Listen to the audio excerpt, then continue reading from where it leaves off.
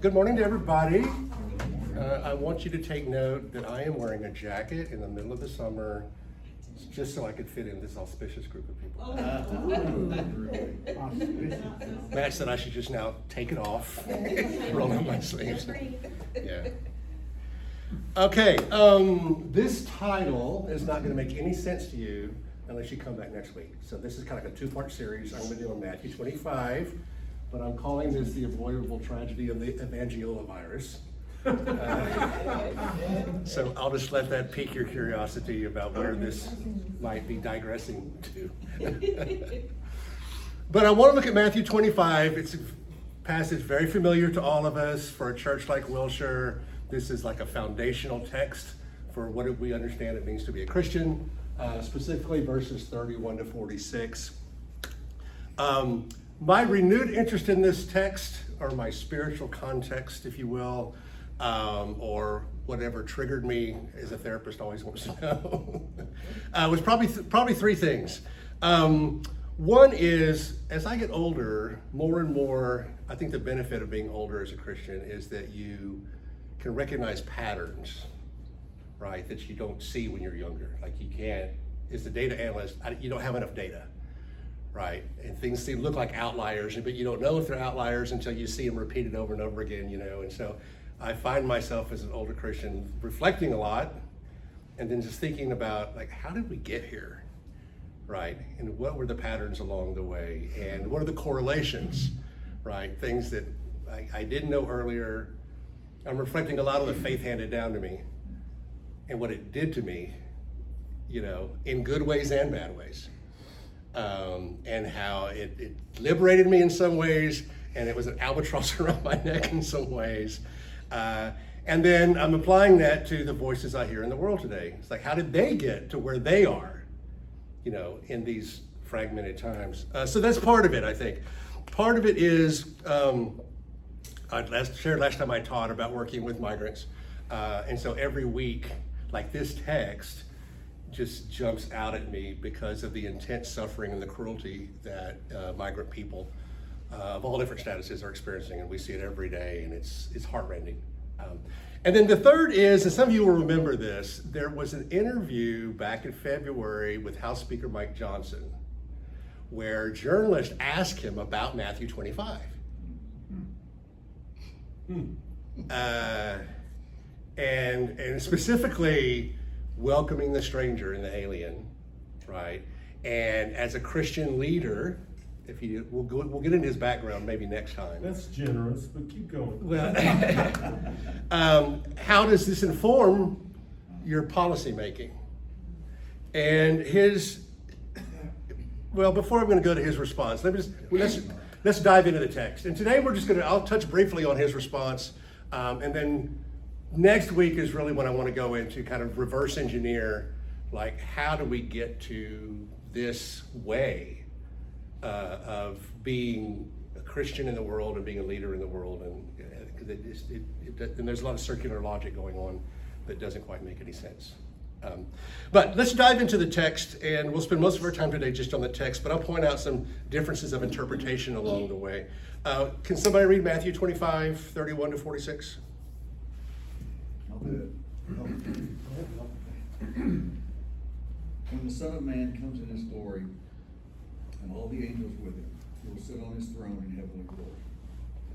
All the nations will be gathered before him, and he will separate the people one from another, as a shepherd separates the sheep from the goats. He will put the sheep on his right and the goats on his left.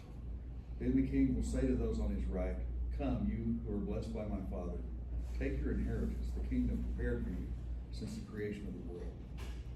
For I was hungry, and you gave me something to eat. I was thirsty, and you gave me something to drink. I was a stranger, and you invited me in. I needed clothes, and you clothed me. I was sick, and you looked after me. I was in prison, and you came to visit me." Then the righteous will answer him, "Lord, when did we see you hungry and feed you, or thirsty and give you something to drink? When did we see you a stranger and invite you in, or needing clothes and clothe you? When did we see you sick or in prison and go to visit you?" The king will reply, "I tell you the truth. Whatever you did for one of the least of these brothers of mine, you did for me." Then he will say to those on his left, Depart from me, you who are cursed, into the eternal fire prepared for the devil and his angels. For I was hungry, and you gave me nothing to eat. I was thirsty, and you gave me nothing to drink. I was a stranger, and you did not invite me in. I needed clothes, and you did not clothe me. I was sick and in prison, and you did not look after me.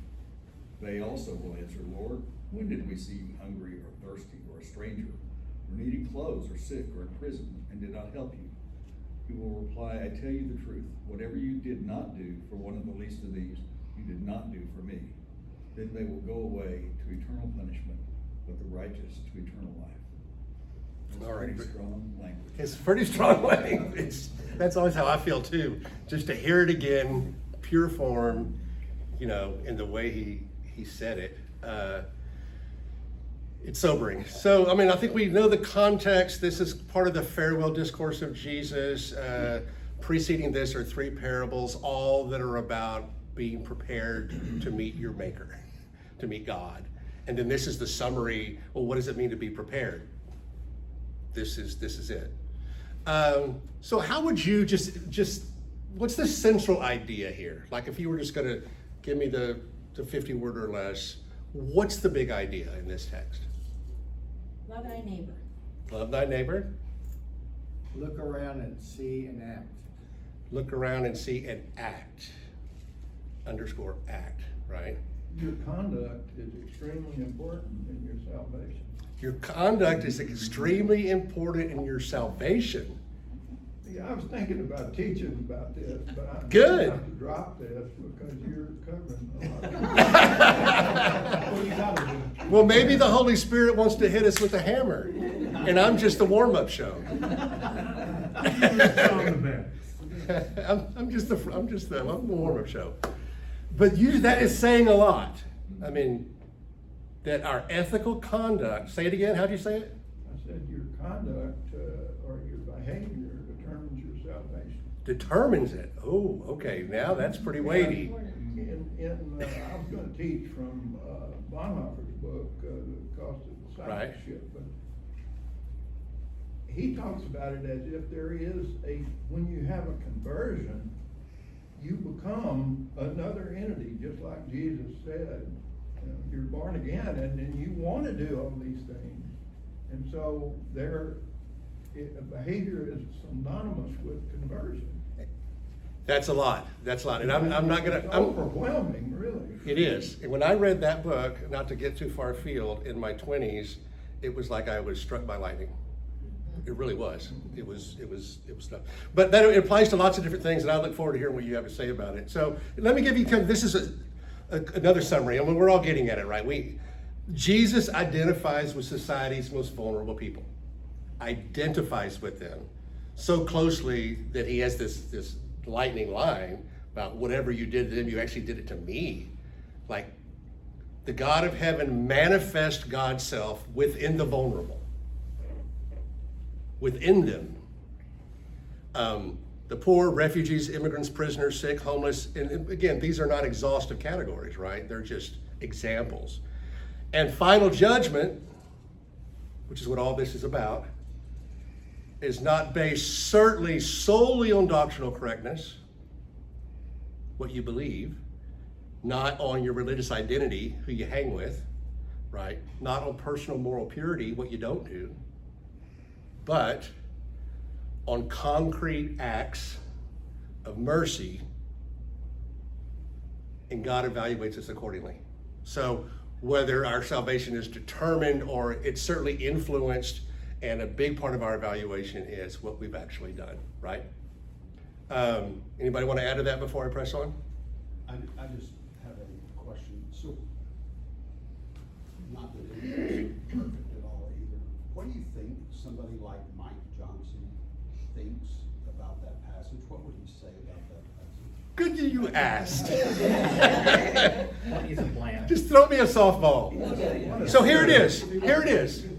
And in case you haven't heard this before, Mike Johnson said that biblical instructions to welcome the stranger, to care for the stranger, are addressed to individual Christians and not to governments. This is one of the early things you learn in ethics class, Bill, right? Is that there are Christian traditions that parse all the ethical teachings of the New Testament especially, and apply almost all of them to personal actions only. These are... And my problem with that is that Jesus was talking about the needs of people, and it doesn't matter whether it's government or individuals or what. Yeah. We are supposed to meet the needs of people and care about them. Yeah, but you're exactly right, and we're gonna unpack a lot of the implications of this. But you just need to know the devil you're dealing with. And yet at the same moment, he would say we're a Christian nation. Ah, Right. so Can I read one quote to you? yes, I haven't to write this down this week because I sent it to David Morgan, who's now heading up the Master Foundation. Right.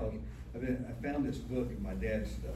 Right. That he had as a chaplain in World War II. So he has his name, his serial number, and 1945 frame. nice. Some Protestantism. It's a symposium on Protestantism, mostly by Methodists, but by others as well. But in one of those, which was one of those papers in the book called Protestantism's Responsibility for a New World, this is what this Methodist bishop wrote. Ethics may not be the whole of religion, but it is the flower of faith. If men believe in God and then violate the fundamental ethical ideals of Jesus, their faith is vainglory and blasphemy. That's good. Good stuff. Yeah. So, so Steve, go ahead. Well, if you're gonna finish. No, go ahead. So these all sound very absolute. I mean, to me, it's very scorecarding. I thought about this last week. We were talking about goats. You know, what does it take, to become a goat? Not a goat like in this. Yeah, this is a goat reversal.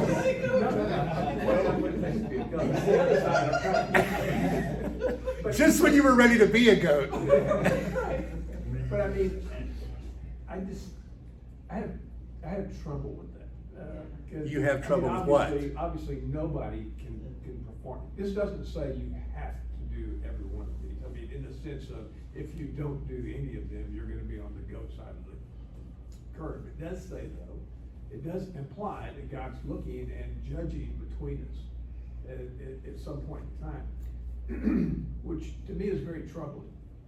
Why? Extremely troubling. Why? Because we can't. There's no way. Because we can't what? We can't do everything. We know we can't do everything. Christ recognized all Okay. sin. And so we're gonna sin. So now I'm sitting there going, well, how much sin is okay? I firmly believe, I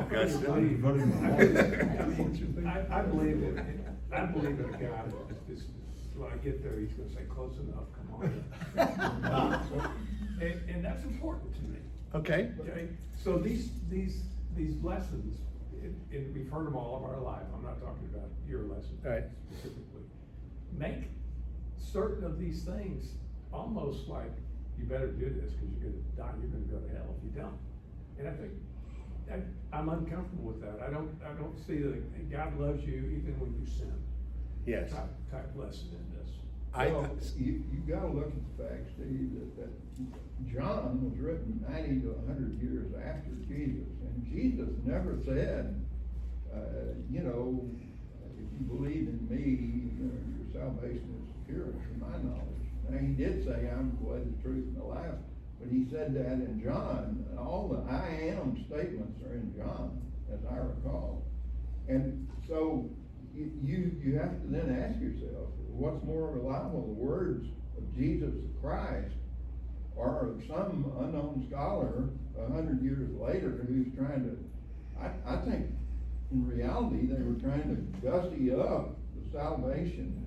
Or Let me press on. I'm okay. I have trouble with the authorship of the Bible, Yeah. so Yeah. I'm on your side here. Yeah, well, let me press on. I would just, my brief response to you would be, I think both things are true. God loves you and offers you forgiveness and doesn't expect perfection. God also requires of us striving. It will never be perfect.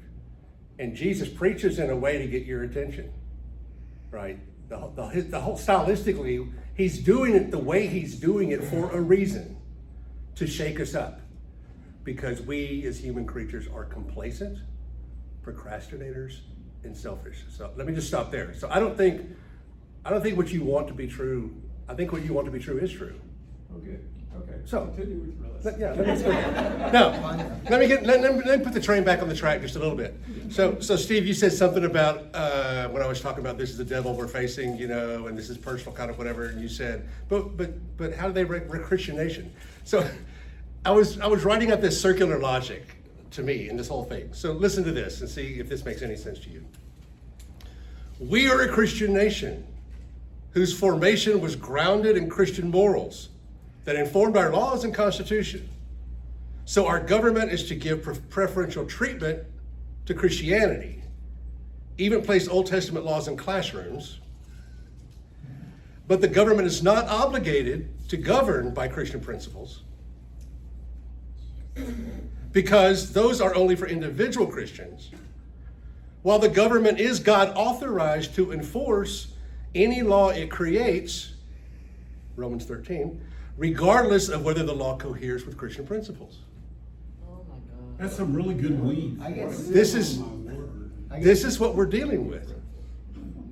Well, that What- implies that What do you sometimes think? Christians are- Well, what does he do when he votes? What? When he votes, as an individual, he has a duty to support things that will help the least of these. Even if he is just an individual, which is not what the you is plural, I think. In the, No, I know. But It's he just- still has an individual Yeah, duty. it is. Right, and we'll dive into it more, but this is what we're talking about. So my one conversation with someone who thinks like that most of the time, when I talked about welcoming the stranger, was, yes, to your point, yes, we should all do that individually. Government recognizes that we won't have a country if we don't have borders, and we won't, and we can't welcome everyone into the United States, or we won't have an economy. And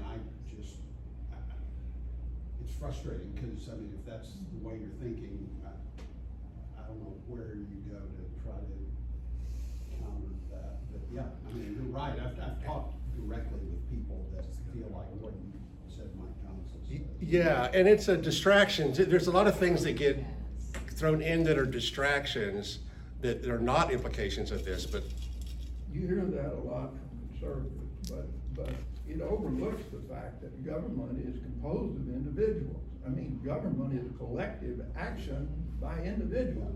And if it weren't applicable, if Matthew 25 didn't apply equally to governments, you could say the government's insulated. It has no moral code. It's a separate entity, like the Nazis, so we can kill 6 million Jews. It was done by the government. We didn't have anything to do with it. And Nuremberg said, oh, yes, you did. yeah. So to your point, I mean, it does beg the question: what then is the moral foundation of the government collectively and the government leaders as individuals? Like, do you still have to lead from a moral foundation somewhere? Well, he said, And- I'm sorry. No, go ahead. He said Christianity informed what we did then. So why isn't it informing it now? Yeah, and we'll unpack that a little bit more. I would just say the short answer is they cherry pick. And Which we do too. And we do too. I mean, Yes. in fact, every politician that invokes religious ideas cherry picks. Allison, why would you? Well, we're doing it right now. We're doing it right. You're right. And I've never met a politician who's a theologian. I'm sorry. I've never met a politician who's a theologian, like who really is trying to systematically reconcile everything together. Tallarico does it. Tallarico's gonna be really Who? interesting. Tallarico. Oh no, Tallarico. And he's studying it. Well, we went to the same seminary. So I went to Austin Press, so I like that about him. We walked the same halls together, not at the same time, but all right. Let me press on. So I'll just look at these opening verses. When the Son of Man comes in His glory and all the angels with Him, and then He will sit on the throne of His glory. All the nations will be gathered before him, and he will separate people one from another as a shepherd separates the sheep from the goats, and he will put the sheep at his right hand, the goats at the left. Okay, so interestingly enough, what? Your mouth's open. No, I'm just pondering. Keep Oh, going, oh. keep going. Well, the context of this judgment is all the nations, Yes, not just all the people, it's not individual. not just all the Christians, all the nations. Yeah. And dependent upon what Bible translation you read, the subheading in the NRSV UE updated edition says judgment of the nations. Well, that's kind of interesting, isn't it? Because it's not just personal. Like Jesus is not parsing, oh, by the way, footnote, this is personal ethics now. It's only for end of people, and I'm not holding governments or nations accountable, right? Actually, it's nations mentioned as context, and then the people within them. So that is an interesting corrective, right? That people like MJ leave out. I've been there when I've had that conversation, I can use that. Yeah, you can use that one. Now, to be fair, the different commentators have different ideas about what this all the nations mean. Maybe all the nations is what I just said, right? It's a way to recognize both corporate responsibility and individual responsibility at the same time so that no one can escape, no one can evade responsibility. So Mike Johnson would say that all the nations being there is just a way to say all the ethnic groups of the world, all the people, right? It's just a kind of a collective way to say all the people of the world, but it doesn't really mean they're not serving a civic function in the text. Nice twist, right? There are some people, commentators actually from left to right, who will argue this whole thing very differently, and that is that this is a teaching for pagan unbelievers, not even believers. And they base it upon the phrase for the nations also being used to describe Goyim or Gentiles, and that maybe what Jesus was doing here, and it goes also to the phrase the least of these two ideas tie together. That for these commentators, the least of these refers not to the vulnerable, but the least of these, my brethren, refers to Christian missionaries. You've never heard this before. Christian missionaries and the way they are treated when they go about spreading the gospel. And so that he's punishing the nations for not caring for Christian missionaries who were often naked and hungry and migrants, right? So there's a whole line of thought. Wow. Yeah. So again, the Evange-ola virus we get infected with at birth, right? It comes in different strains. Yes, sir. Let me ask you this. Is there a point, we are reaching out to the immigrant. Right. Is there a point where the immigrant is typically dangerous to entry?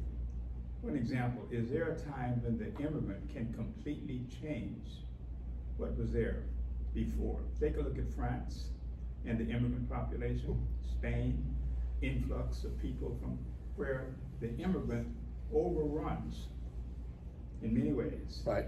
the population as far as its presence. It brings on a significant change in the culture that existed. You understand what I'm asking? No, I know exactly what you're asking, and it's a question that's being asked all over the world right now, right? I think it's a really important social question, and it also reminds me to. So, yeah, is it conceivable? Yes. Okay, so I would agree with you. But welcoming the stranger as a biblical value does not necessarily imply open borders or not respecting the law or enforcing the law or not having limits on immigration. It just implies, and we'll get to this, that you treat immigrants humanely, that you consider other human values, the dignity of their work, the value of their work, keeping families united, all these kinds of things. Is there a question about, is some point too much? Sure, I think it's a valid question. Although the question is where some people want to put the limits on 0, right? That's what We I- have people in this country, our president wants zero net immigration.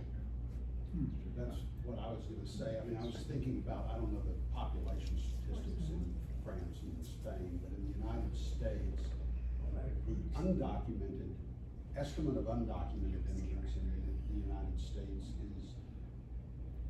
is as low as 10 million, as high as 15 million, or well, was before we. Yeah, it was like 15, but I, yeah. And the population of the United States is 350 million.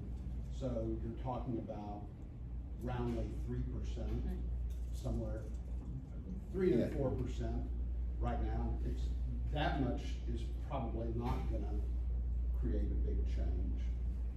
Yeah, so. But that's the key, is that change. What's that? The presumption, Doug, the presumption of the question is, can it change? Yes. But it presumes it's gonna change it in a bad way. And that's the key. That's just a cultural fear. I like the way things are, and I don't want anyone to come in and improve it. Yeah, will it be a negative change or a positive change? Or, I mean, Britain today is a very different country than it was, a century ago. Many of these countries are. Yes, sir. I'm having a real problem with this class, and I'm about to walk out. And my problem is this: we're discussing this in the context of religion. And as I forget who said it, all religion becomes political. The Spaniards came to America trying to make slaves of the Indians, Native Americans, and make them a Catholic. That was what they were told to do. We all came, our ancestors came, because we were running away from something.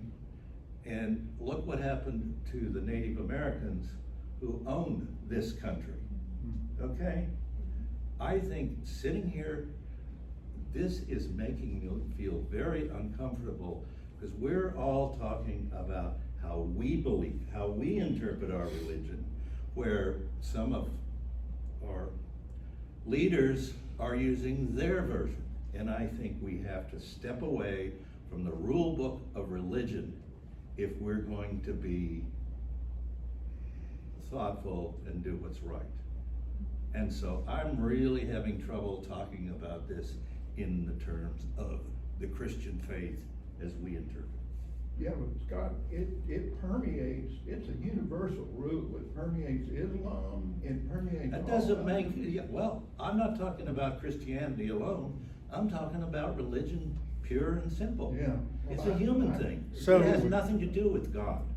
I Right. agree, I agree with you, but I still say that this is one principle that Islam and really, Hindus and all religions unite behind the idea that you have to show grace and charity to immigrants.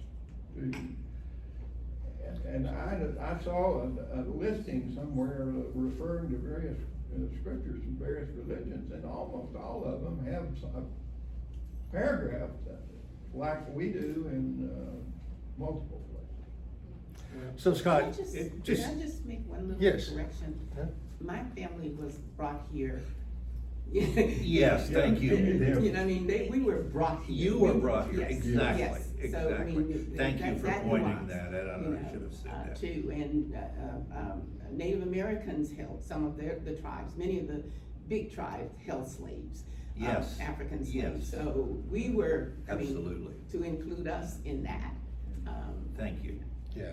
So Scott, thanks for sharing, how upsetting this is for you. The only thing I would say to you is that it is religious, because our sacred texts speak to it. Now, whether you want to listen to this and you want to find another sacred text, I don't think it's finding a sacred text. well, you have to have a moral foundation for what you believe is right, right?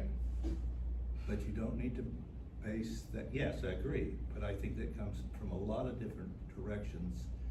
And I have found as much hate in religion as I have found good in religion. Okay, but this is not about hate. What I'm talking about today is not about hate. Well, we're talking about hating the other and despising the other for how they interpret our religion. We're talking about using our brains to reason through why they've arrived at the place that they do.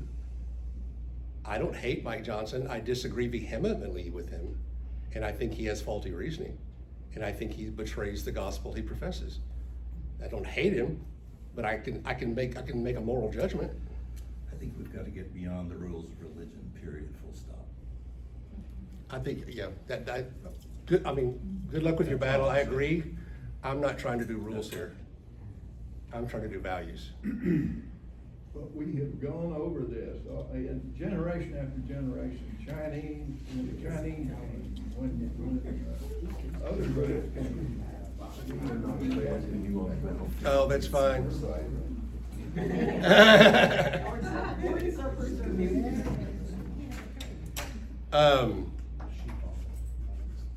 Well, yeah, so, We could take religious values, but keep the same values. I'm sorry, say that again. I said, we can use these same values, Scott. You have these same values. Of course I have these same values. Well, then why does it trouble you when you say, these are my values? Just don't say it's a Christian value. That's what I do say. Well, that's what we're saying. These are Christian values. We think But they we're should be. talking about then the Speaker of the House using his Christian values.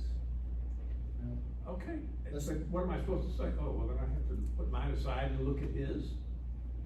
Accept his values? I don't think we need to use, I think arguing over, I think that's the difference between religion and faith. Okay. I think if faith I'm not involves sure. the brain and involves our feelings and involves our thinking, I think religion too often follows our interpretation of a rule. I don't disagree, denominations screw things up considerably. That's not all the I'm point. saying. I don't think that's what we're talking about here. I think we're talking about my beliefs, our beliefs, and how they disagree with other people's beliefs, and here's what we should do in that situation. I mean, we're trying to reconcile the world that we live in right now. Our faith, our convictions, our moral standards seem to be at great odds with some other moral standards in this world. And I'm trying to figure out, how do I live in that world and what's my responsibility? Okay. I'm just kind of letting this go for a while because I think this is actually the practice of what we're doing is very instructive, and how we are struggling to reason through living in a pluralistic world, right? With different religions, different versions of religions, non-religions, and we're trying to develop a way to make decisions together, right? And whether you want to retain this tradition and respect it, or you want to get rid of this tradition and respect it, or I guess we should all be transparent about that, But as for me, I have pledged my loyalty to the character of Christ. And it's not about an institution, and it's not about a rule. It's about the fundamental question. I'll get back to the part two is, for me, the fundamental question of faith is, do you want to be like God? I'll agree with you totally. Now let's talk about what that means. I totally agree with that. Okay? Then, But beyond that, well, I'm just saying that there's the way we start in the Christian faith often injects us with a virus that distorts Yes. everything down the road. I don't think it's just a Christian thing. Well, no. So I'm going to stop there. I want to make one other comment about Mike Johnson. I think he is, just like Trump, he's cynical, his motives are malevolent. Yes. I don't think he has any interest in religion, and any rationale that he uses to explain the conduct of this administration, it doesn't have a religious basis. Right. It's racist to the core. It is, Yeah, I agree with all those things. I'm trying not to do attack on the man right? Because Oh, let's do. he's representative of masses of people. And so I'm only using him as a face on a way of thinking and the consequences of that way of thinking. But if you dig deep enough, yes. All those things are true in my perspective, but. I was just gonna say, one of the things that has changed about our foreign policy is that we used to send various kinds of aid to countries where people were struggling to live there Yes. safely. Yes. And we've stopped doing that on a number of fronts, and it's no surprise that people will risk their lives to come to this country for a better life, and I just think we need to recognize that. Yeah, It's- there's attacks on multiple fronts, Uh-huh. right, that are resulting in us not being hospitable to all Just kinds like of the people. Moroccans who tried to get into. Into Spain over the weekend, right, yeah. No jobs, no. And all the Haitians, we said, you know, we'll give you safe refuge, and now we're taking away their protected status, and they all have to go back. 400,000 Haitians. Yeah, to what? To what? There's no government, there's nothing there. Well, it's trying to make this country unattractive to immigrants. Right. And when you can't get a home health nurse, or, you know, very necessary workers. So Then it anyway, comes down to, I want to be like, I want to welcome the immigrant with rules. With rules. rules are, Put the rules in place, activate the rules, you're welcome, come in, you know. yeah. And oftentimes, the rules are missing, you know, it's just, yeah, welcome, we welcome you, come, please, we want to help you, we want to do everything, you know, but we have to have order in that process. And I would say that you can have both. Yes. Well, order can be managed. No, I mean, I'm a Christian, I want order in a certain way, but don't commit crimes, don't hurt people. You don't need a religious rule to do that, you need a human rule. 70% of people detained are not guilty of any crime at all, Yes. not even a traffic ticket. And are absolutely welcomed in the communities in which they come. And they contribute, and And they they own contribute. businesses, and there are people who've been here 30 years Right. that are being sent to countries they don't know anything about. I lived in Miami, I was at the newspaper there during the Haitian boat lift. And it was fascinating because the Haitians came, got jobs, and were welcomed and continue to work like most immigrants do. Right. Yes. Well, thank you very much. These are thought-provoking. Good luck next week.